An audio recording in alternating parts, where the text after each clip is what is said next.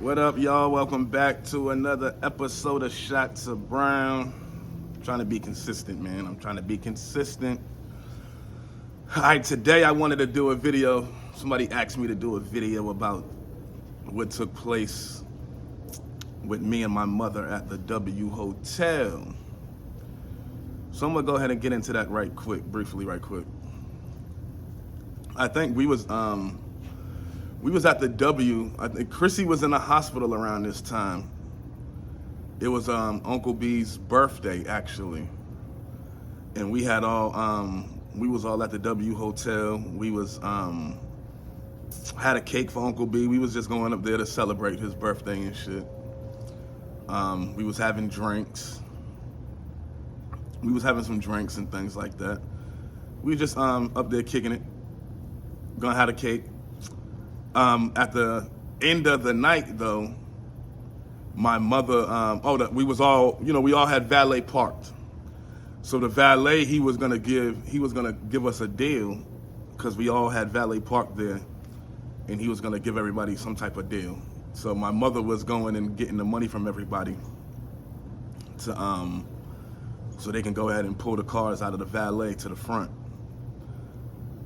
She came to me and asked me, she was like, give me your money for the valet. He gonna do it for this price here. And I was telling her, I was like, oh no, I'm leaving my car in valet. I'm not going nowhere, I'm staying here. I'm getting a room here for the night. And she was, mind you, we was drinking, having drinks and shit, and I was already mad. I was mad at my mother already, because I don't like her drinking around me. So I was already on edge with her drinking. And so she had asked me for the money. I told her, no, I don't need my car out of valet, because I'm staying here for the night. So she starts going off. She was like, oh, what are you talking about? I said, well, why you got an attitude? I'm like, mommy, just leave it alone. I'm not going nowhere. I'm staying here. So leave it alone. I was agitated, and she said something to me, and I said, mommy, man, you want some crackhead shit right now, like for real. You tripping. I was disrespectful, and because I was so aggravated already. With her drinking and drugging, it always aggravated me. So I was aggravated. So when I said that to her, she had I had turned around and walked away. She was still talking, but I had just ignored her, turned around and walked away, started doing something else. Next thing I know, though, I'm standing like next to some people, and she was like way like across from me, and she had threw a glass my direction, and I had turned around, and the glass had I think one of these scars came from that glass. One of these right here. But the glass had hit me in the face. I started bleeding from the face and shit like that. The people behind the bar, they start going crazy. I think somebody ended up calling the police. Yeah, they did. Somebody did call the police, because I know I heard a taping that the media ended up releasing, and was saying something about, I forget what they said. I know they were saying that somebody was hit with a glass at the bar. But after she had hit me with the glass at the bar, the family, they getting me, and I jump. I'm like, mommy, you really? Why the hell you do that? She was like, oh, well, because you're disrespectful, blah blah blah. I wasn't tripping though. I had got up. I was like, mommy, you tripping? So I'm bleeding from the face. I wasn't tripping though. I had got up. I had went outside. I had gave the valet dude my ticket. I said, man, give me the go get my car out of valet, man. They all telling me, they like, no, you need to chill. We about to call you an ambulance. We're calling the police and calling the ambulance. I'm looking at them like, I don't need y'all to call no police or no ambulance. What are you calling the police for? I'm not pressing charges on my mother, and I'm not getting in no ambulance. I'm gonna drive myself to the hospital, man. Bring my car up front. What the hell y'all talking about? So they ended up bringing the car up front, I go to, I jump in the car, drive to the hospital, go to Grady. When I get to Grady, damn, APD was at Grady already. So they sitting there, they trying to question me. Well, who hit you with the glass? Blah, blah, blah. I'm like, I don't know. I mean, I'm not even answering none of their questions. I don't know what y'all talking about. So I didn't answer shit they were saying. But the next morning, when we woke up, it was on the news everywhere. The next morning when I woke up, it was like everywhere. I had missed calls, thousands, hundreds of missed calls from fucking TMZ. All type of people was reaching out wanting to see what the hell had took place. So I had called my mother, and I'm telling her, my fault, mommy. I apologize for disrespecting you and shit. I mean, I don't even want us to be looking crazy in the media. So, and around that time too, like the next day after that was was Chrissy's candlelight visual that we had, her prayer visual that we had here in Atlanta. So I called my mother the next day after she hit me with the glass, and I told her, look, mommy, we gotta, everybody's damn, this shit is all on the media, all in the media, everybody's talking about it. We need to be together. Right now is the wrong time for us to be in the media on some bullshit. We need to be together on some family shit and show them that we strong. So my mother, we got on the phone. She apologized, was crying, and I'm so sorry I did that. I apologized to her too and shit. The next day, later on that day, we went to the candlelight visual and everything was all good. But yeah, I was just mad. I ain't gonna lie. I was disrespectful. I said some disrespectful shit because I was just so damn. She used to just aggravate me with the drinking and drugging and so much of it. I just blew over that day. But that's what that was. But in the same time of that though, because I had hit the media again, like a week or two after that. This radio station out of New York. I don't know if y'all ever heard of Star and Buck Wild or y'all even heard this story.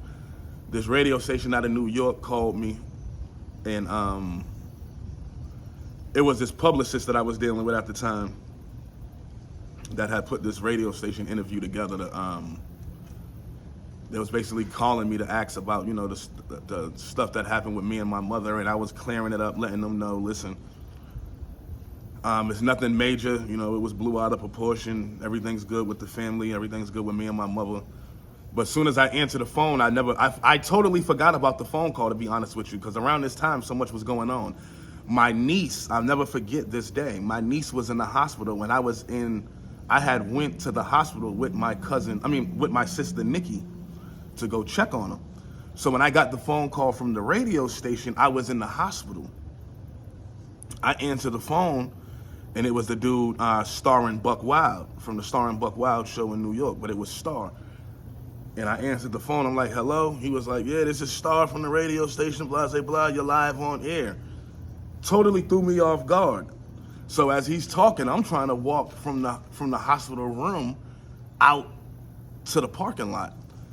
So I'm not trying to be too loud. But while I'm on the phone, the first thing he says was something disrespectful about Uncle Bobby. He was like, yeah, Micah don't, I feel, I'm praying for your cousin Chrissy, but I never really liked Bobby Brown. So when he said that, I'm like, I'm trying to pick up my pace and get out the damn hospital so I could goddamn, nigga, who the hell is you, man, what the hell is you type of shit is you on? So after he had said that, he had said something, he started trying to ask me a question about Chrissy's condition. And I told him, I said, nigga, I'm not answering no questions about Chrissy's condition. That's not what this shit was about. Man, this nigga went to talking crazy. He went to talking crazy. He said, my mother hit me upside the head. He said my mother hit me upside the head with the glass because she wanted to crack rock or some crazy ass shit he was saying on the phone. So me and him had some words and shit. We went back and forth on air for a second. I told him, when I see you, I'm gonna slap the shit out you. And we had some words, but it was nothing major, man. That nigga did that shit just for damn hype. He did that shit for hype and for ratings on his show, man. Cause at that point, Star was dying down. That nigga was his career with radio was dying down like hell. And that interview right there actually damn put him back in position. I ain't gonna bullshit. He started doing some shit. But I ain't got no issue with that nigga, man. It's all good. I ain't tripping on no old ass shit like that. So it's all good. But I wanted to touch on a few things too, because I seen a few of y'all had asked some questions, and I wanted to answer it. So for one, right, I seen somebody said that Uncle B had wrote in his book about my mother, Tina Brown, and Whitney Houston, Auntie Whitney, came and showed up to my grandmother's funeral in her repast, high, acting erratic. Very false statement. Very false statement. My grandmother's funeral is online on YouTube, so you can look it up and clearly see that Auntie Whitney was not high at all, nor my mother. Nor did they come to the funeral and repast acting erratic. We had a beautiful service for my grandmother. Beautiful repast for my grandmother. To be honest, Uncle Bobby didn't even show up to the repast, so I don't know why he would write in the book that they showed up to the wedding that they showed up to the funeral in the repast high acting erratic. Uncle Bobby, he came to the funeral, but he never showed up to the repast. And honestly, I think those was Alicia's words, to be honest. Once again, that's another way of him trying to please her. She was very intimidated when Auntie Whitney walked in there. Know what I'm saying? And that's why she was intimidated by her presence when Auntie Whitney walked in there. And that's why, damn, they didn't show up to the repast. You know what I'm saying? When Auntie Whitney went up there and made her speech about my grandmother, and you know, she said once a brown, always a brown, blah blah blah. Alicia was just intimidated, and she tries to do anything in her power to tarnish Auntie Whitney and my mother's name. So to answer your question, that is a very, very, very false statement. They wasn't high, they wasn't drunk, they wasn't nothing at the funeral and repast. That's a false statement. Very false statement. To be honest, actually, Auntie Whitney, we didn't even see Auntie Whitney until the day of the funeral. Auntie Whitney met us at the funeral, so my mother and Auntie Whitney didn't even get together till the funeral. We was at the funeral when Auntie Whitney walked in probably 10 minutes after us. We was all sitting in the front. The whole Brown family was sitting in the front of the service, at the front of the church. Uncle B and Alicia, they chose to sit in the back of the church. Like in the middle towards the back. All the family was in the front, but they didn't sit nowhere near us. When Auntie Whitney came in, she walked up, and her and Chrissy both sat right beside my mother in the front. And I think I remember a scene in the B and Bobby Brown where they put in there that Auntie Whitney was looking back and she was looking sad and all that. All that was cap. All that was fake. Auntie Whitney wasn't looking sad, looking back at them all sad, and that wasn't. She was looking back, telling Bob, like, why is you in the back and the whole family's in the front? Y'all come up front with the family. Why y'all sitting way back there with everybody else and the whole family's up here? So that's what she was looking back for. her and Chrissy both was looking to the back to Uncle B, telling him to come up to the front. Because him and Alicia was sitting in the back. And that's when Uncle Bobby actually got up and got on stage with them and